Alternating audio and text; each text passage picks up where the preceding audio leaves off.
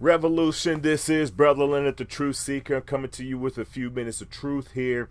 And we go to Lexington, Kentucky. The Southern Acres Christian Church, more like it. Right now, they're not having church right now. Because there's a lot of drama going on between the board, the new board, and the pastor. Well, it all started last month in February where James Cole and Chad Martin, they filed in Fayette County Circuit Court a lawsuit against Cameron McDonald. And they basically accused Cameron McDonald, who is the pastor of Southern Acres Christian Church, accused him of embezzling $100,000. $100,000. See, Cole gave the church $170,000 back in December of 2016. At McDonald's urging, the $100,000 was diverted from paying off the church's mortgage to paying down McDonald's mortgage on his home. So Cole thought when he gave the $170,000, thought that he was going to give the money to pay off the church's mortgage. Why? Because the church's mortgage was only $144,000, and the rest was to go to other things. The rest of the money was to go to other situations, other things going on in the church. So this is what the dilemma is and what the dilemma thinks. And I keep forgetting to post up the picture. But here's Mr. McDonald and his wife. And I think that they're a lovely looking couple. But they some thieves. At least according to this situation here at the Southern Acres Christian Church and what these allegations are. So we have a power struggle and a power dynamic that is playing out here at this church. Also, you know, they basically went ahead and tried to basically vote him out. Okay. And, you know, McDonald said, no, I'm still pastoring this church at the time of the lawsuit. Also, within this situation, they had let me just read part of the complaint. Cole entitled a return of the $100,000 because McDonald didn't use it in the manner that he promised. The church mortgage of $144,000 was not paid off, and the church was subsequently in debt due to misuse of money, according to the court files and a police report filed in November. In addition to the money that was diverted, McDonald insisted his pastor compensation should be increased in the months following after they purchased this home in I guess it's Jasmine County and on 96 acres of land. Now, they also put the wife on the payroll. And, you know, so this is kind of crazy, but they also removed several. Now, this is a part of the church thing that we got to understand, that McDonald arranged last year for the removal of several of the church's governing board of elders and appointed his wife and his friend, Pastor Tim Jones, to be a new 3-person board that includes himself, the documents show. All right. Now, the church itself understands this situation going on. They began barring members from church. I'm going to play you one of the members being barred from church, which is interesting. Also, church members voted 173-0 in a resolution to remove McDonald as the pastor and elected new boards of elders. In fact, they had to have the vote in a nearby park. Let me give a shout out real quick because I'm sitting up here reading this article. Give me a shout out to the Lexington leader, Herald leader out of Lexington, Kentucky, for the good reporting that they're giving on this. Now, if you notice what I'm saying to you, we've talked about this before. We've talked about how a pastor will, if they want to, how they will take over and hijack a church in these situations and basically become the owners of the church instead of the church itself. This happens in congregations where there is a significant board in the pastors being hired and not necessarily finding the church.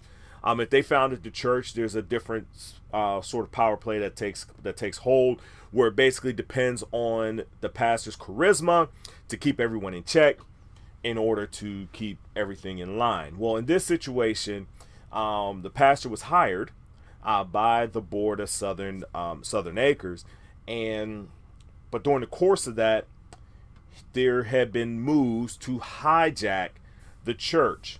One of the easiest ways of them doing it is basically having situations where you remove board members and basically hire or basically appoint new board members who are very sympathetic to that pastor. This happens in churches all across the country. If you know this is happening in your church, beware. The pastor is taking over your church. It is a part of the hostile takeover, and it's the playbook that happens time and time again. That pastor is going to take over your church. Now, the ways that you fight that is that you do not allow pastors to become a part of the board at any point in time. I have a revolutionary who's been following this case very closely because he is from Lexington, Kentucky. He is familiar with the players involved. He is familiar with the church. He's going to come in line of telling you of what things should and should not happen within the church, how it goes from here. Now, the church itself, since this court case has gone on, they have gone through the church itself has gone through the legal aspects of trying to regain its church back, and hopefully by the end of the lawsuit that they will get it back from this tyrannical takeover from Mr. Cameron. There's a Bill Powell who has been elected as the new board's elder and has demanded the keys to the property and the assets and the checkbook and all that good stuff. That stuff hasn't happened. Why they're going to court. So we will be following this case as it comes along. But first, let me play for you one of the videos here where the church uses police officers to basically tell these people that you're not welcome here in the church. Here you go. Oh, well. Why? We're going to talk to you about entrance in the church, okay? We've been told that you're not allowed to come to church today, all right? Why's that? That's, I have no idea. I'm not allowed to come to church, or anyone's allowed to come to church? You pointed out okay? So this I haven't even been in yet. I know. That's why I'm here intercepting before you go in. You gotta listen to me, okay? That is, he's saying that you're not welcome here. He's telling me. Now I have to tell you. Who is he? I can't tell you who he is, but it's whoever is in charge of this property, okay? So now I'm telling you, you're not welcome to be here. If you do not abide by my lawful direction of you cannot be on this property, then it becomes criminal trespass, which in the state of Kentucky is a arrestable offense. Okay? So now I'm asking this time, we're gonna have to leave the property, which includes the parking lot and this. Can I have your badge number? 49222, Officer White. Okay, good to know. All right, thank you. Good, thank you. Yeah, this is one of the disgruntled pastors, one of the disgruntled members who basically was not allowed on church property, which when it starts to get down to these situations where members are not allowed on church property, you know that it's basically an intimidation tactic because the pastor knows that they're in the wrong. and that they're trying to control the narrative of a narrative that they really cannot control anymore, because they realize that they're going to end up losing unless they're able to get you scared of the police and, you know, go from there. But it looks like the people have spoken. They have stopped having church there at the site for, basically stop having church as they sort out the legal differences. Here is Mr. Watson, our revolutionary from Kentucky, giving us his insights on this situation. The situation with Southern Acres Christian Church in Lexington, Kentucky is but one of the symptoms of what we in Church Folk Revolution refer to as mad church disease. At no time should a pastor's name appear on the deed to a church. At no time should the pastor's name appear on the church bank accounts, meaning they don't get a checkbook, they don't get a debit card on any of the church checking accounts. If the church chooses to provide a charge card like an American Express card to the minister for their ministerial expenses, such as fueling their car for ministerial trips and that kind of thing, that's fine, but the charge card does get audited each month by the church finance board. Under no circumstances should a pastor have the right to dissolve a sitting deacon board. If the church chooses to provide a pastor with a parsonage or place to live as a part of their benefits package, they must be made to realize the parsonage belongs to the church. If they are voted out as pastor, they are given a reasonable time to vacate the premises before eviction proceedings are taken. Now, I do apologize for this rant, but it's time that congregations begin to take their churches back from these pimp preachers. And that's what we in Church Folk Revolution are all about. For the Church Folk Revolution, my name is Randy Watson, coming to you from Aurora, Missouri.